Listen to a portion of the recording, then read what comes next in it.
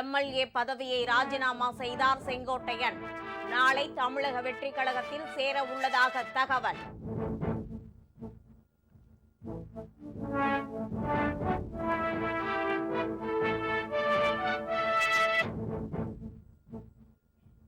விவசாயிகளுக்கு பச்சை துரோகம் செய்த எடப்பாடி பழனிசாமி பச்சை துண்டு போட்டு ஏமாற்றுகிறார். ஈரோடு அரசு விழாவில் முதலமைச்சர் ஸ்டாலின் கடும் விமர்சனம்.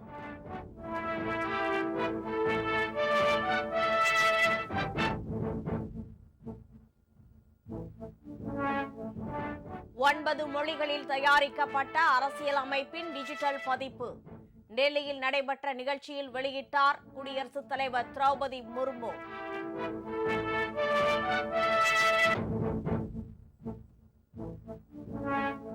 இரண்டாயிரத்தி 35ஆம் ஆண்டிற்குள் இந்தியா சார்பில் விண்வெளி மையம் அமைக்கப்படும்.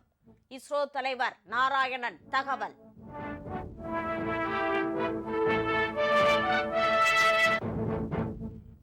பதிமூன்று பேரை பலிகொண்ட கார் குண்டுவெடிப்பு வழக்கில் மேலும் ஒருவர் கைது. இதுவரை கைதானோர் எண்ணிக்கை 7ஆக உயர்ந்ததாக என்ஐஏ தகவல்.